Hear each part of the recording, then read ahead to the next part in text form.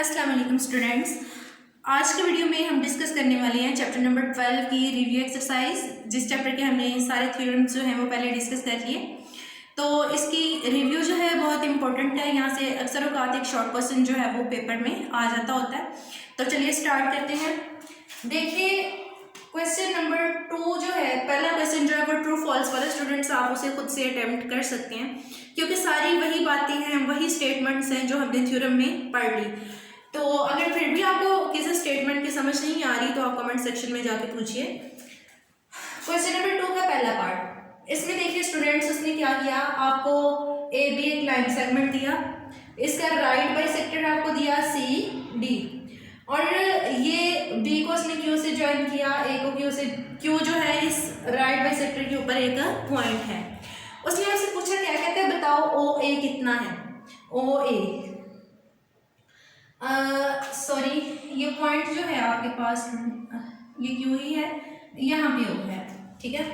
अब देखिए स्टूडेंट्स, ये बाइसेक्टर है हमारे पास सी डी। आपको पता है बाइसेक्टर किसी लाइन सेगमेंट को दो इक्वल पार्ट्स में डिवाइड करते हैं, तो जितना ओ ए होगा उतना ही ओ बी होगा, जितना ओ ए उतना ही ओ बी। तो यहाँ पे हम ओ ए को किसके इक्वल रख देते हैं, ओ बी के इक्वल।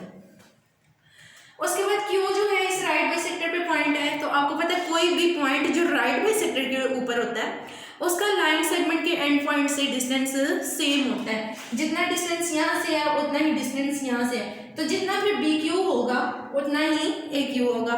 ए क्यू की वैल्यू फिर हमारे पास किसकी इक्वल होगी, बी क्यू की। ये था पहला पार्ट। सॉरी, क्वेश्चन नंबर 2 का, ये क्वेश्चन नंबर 2 है, उसका पार्ट नहीं है आगे से। क्वेश्चन नंबर 3 में डेफिनेशन है वो आप खुद से कर सकते हो। क्वेश्चन नंबर 4 को देखिए, यहाँ पे वो कहता है जी डिग्री, एक्स डिग्री और वाई डिग्री की वैल्यू बताओ, और साथ में उसने आपको बता दिया ये जो ट्रायंगल है ये इक्विलेटरल है, यानी कि इसकी तीनों साइड्स की लेंथ एक जैसी है। अब स्टूडेंट्स आपको याद होगा कि जो इक्विलेटरल ट्रायंगल होती है उसमें हर एंगल 60 डिग्री के इक्वल होता है, ठीक है, हर एंगल 60 के। तो यहाँ पे फिर जो जी है ये भी 60 होगा, और यानी एंगल बी भी 60, सी भी 60 और एंगल ए भी 60 डिग्री के इक्वल। तो जी डिग्री फिर कितना होगा, 60 डिग्री। बाकी बच गया एक्स और वाई। तो अब देखिए मेजर एंगल ए जो है उसको हम लिख सकते हैं x degree plus y degree.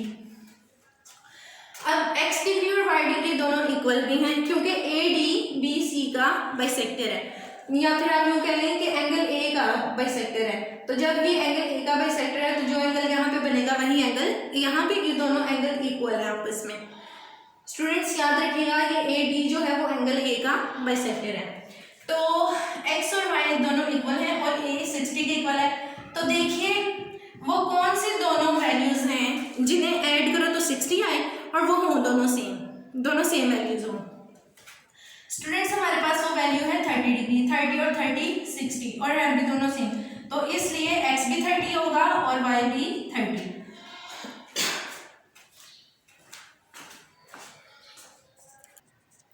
जी तो स्टूडेंट्स अब देखते हैं क्वेश्चन नंबर 5 को। क्वेश्चन नंबर 5 में हमने एक्स की वैल्यू फाइंड आउट करनी है और स्मॉल एम की। यहाँ पे उसने बताया हुआ है कि एल ओ जो है वो एम एन का बाइसेक्टर है, ठीक है। तो एल ओ क्योंकि एम एन का बाइसेक्टर है तो जितना फिर ओ एम होगा उतना ही ओ एन होगा। हम लिख सकते हैं O N is equal to O N. अब ओ एन की जगह हम स्मॉल एन लिख देते हैं क्योंकि इसकी मेजरमेंट पे स्मॉल एम है, और जो ओ एन है इसकी जगह हम लिख देते हैं 12। तो हमारे पास एम की वैल्यू 12 आ गई। अब हमें क्या चाहिए, एक्स। ये देखिए स्टूडेंट, ये ऊपर छोटा सा साइन उसने यूज किया हुआ, ये साइन कॉन्करेंसी का साइन होता है, यानी वो बता रहा है कि दोनों साइड्स एक ही जितनी है, इनकी लेंथ भी इक्वल है, इनकी जो शेप है वो भी एक ही जैसी है। तो 2x + 6 जो है वो फिर 18 के इक्वल होगा क्योंकि एल एम एल एन के कॉन्ग्रेंट है, यानी हम लिख लेंगे L M is congruent to L N. L N की जगह उसकी वैल्यू पुट कर दें 2x + 6 और एल एन की जगह हम 18 लिख देते हैं। बुक्स पे स्टूडेंट्स ये वैल्यू मिस है, अगर किसी की बुक पे ये यहाँ पे 18 नहीं लिखा तो आप खुद से लिख लें, यहाँ पे वैल्यू 18 है। अब 6 को उस साइड पे ले जाके माइनस किया, जब इसको माइनस किया तो यहाँ पे आया 12 और 2 इधर जाके डिवाइड हुआ 12/2, तो हमारे पास x की वैल्यू आ गई 6। इस तरह से स्टूडेंट ये क्वेश्चन जो है ये हमारे पास हो गया कंप्लीट। अब हम क्वेश्चन नंबर 6 को सॉल्व करते हैं। जी तो स्टूडेंट्स इस क्वेश्चन में उसने कहा, क्वेश्चन नंबर 6 में उसने हमें ये फिगर दी, कहते हैं ए बी 6 सेंटीमीटर है, ये लाइन सेगमेंट जो है ये 6 सेंटीमीटर है पूरा। आप बताइए कि ए एल की लेंथ कितनी है और एल बी की लेंथ कितनी है, ये दोनों लेंथ हमने फाइंड आउट करनी है। साथ में उसने कहा कि बी डी 4 सेंटीमीटर है, ये जो इतना डिस्टेंस है 4, तो आप इतना डिस्टेंस फाइंड आउट करेंगे ए डी कितना होगा। और साथ उसने हमें एक और इम्पोर्टेंट बात बताई, कहते हैं कि सी डी जो है वो ए बी का राइट बाइसेक्टर है, जो मेन बात उसने बताई हुई है। तो स्टूडेंट आपको पता है जो राइट बाइसेक्टर है वो मिड पॉइंट में से गुजरता है, ये जब मिड पॉइंट में से गुजरा तो जितना ए एल होगा उतना ही एल बी। अब आपको पता है कि ए बी को हम लिख सकते हैं A L plus L B, ये इसलिए क्योंकि इन दोनों को ऐड करो तो ये पूरा लाइन सेगमेंट बनेगा ए बी। अब वो कौन सी दो वैल्यूज हैं जो इक्वल भी हैं और जिन्हें ऐड करो तो 6 सेंटीमीटर भी आता है, 3 और 3, तो ए एल जो है वो भी कितना होगा 3 सेंटीमीटर और एल बी भी 3 सेंटीमीटर होगा। ये हमारे पास दोनों वैल्यूज आ गई। अब हमें फाइंड आउट करना है बी डी।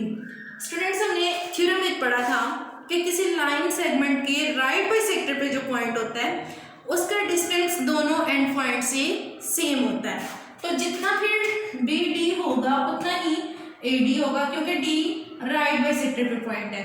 ठीक हो गया, तो क्योंकि बी डी 4 है तो ए डी भी फिर कितना होगा 4 सेंटीमीटर। ये था क्वेश्चन नंबर 6। स्टूडेंट चैप्टर की रिव्यू भी कंप्लीट कर ली हमने, 6 के 6 थ्योरम्स भी कर लिए। अब कुछ इंपॉर्टेंट पॉइंट्स हैं इस चैप्टर के जो मैं आपको लास्ट में बताना ज़रूरी समझती हूँ, आपके काम आएंगे, आपने इनको जहन में रखना है इन पॉइंट्स को। जी तो स्टूडेंट जो हमारे पास ट्रायंगल होती है एक्यूट ट्रायंगल, जिसमें एक एंगल जो है तीनों जो एंगल है वो 90 डिग्री से छोटे होते हैं, तीनों एंगल एक्यूट होते हैं। ऐसे ट्रायंगल में जो राइट बाइसेक्टर्स हैं उनका पॉइंट ऑफ कंकरेंसी उस ट्रायंगल के अंदर आता है। ठीक है, जो तीनों साइड्स हैं उनके जब आप राइट बाइसेक्टर ड्रा करो, वो राइट बाइसेक्टर जिस पॉइंट पे मिलते हैं वो पॉइंट उस ट्रायंगल के अंदर होता है। अगर ट्रायंगल ऑब्ट्यूज हो तो वो पॉइंट जो है राइट बाइसेक्टर्स का कॉमन पॉइंट वो ट्रायंगल के बाहर होता है, और अगर ट्रायंगल जो है वो राइट है तो वो पॉइंट हाइपोटेनियस के ऊपर आ जाता है। हम ड्रा करके देखते हैं। स्टूडेंट्स ये हमने ले लिया एक एक्यूट ट्रायंगल, ठीक हो गया, एक्यूट ट्रायंगल है, इसका ये राइट बाइसेक्टर इस मिड पॉइंट में से गुजरेगा, इस साइड का राइट बाइसेक्टर ये और इस साइड का राइट बाइसेक्टर ये। तो देखिए जो कॉमन पॉइंट है वो ट्रायंगल के अंदर है।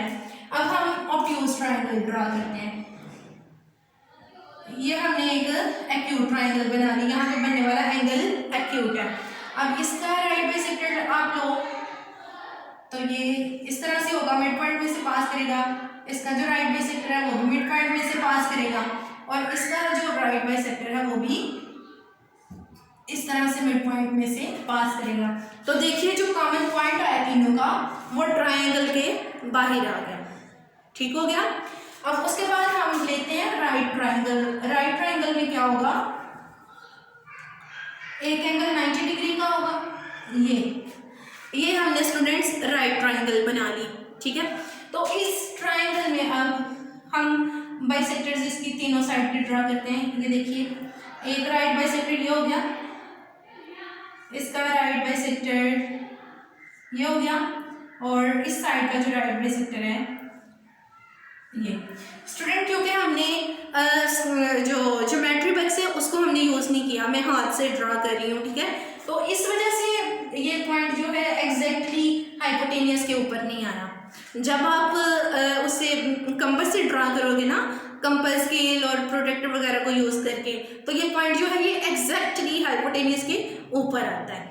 तो ये थे 3 अहम पॉइंट्स इस चैप्टर के जो कि आपने याद रखने हैं। दुआ में याद रखिएगा। अल्लाह हाफिज़।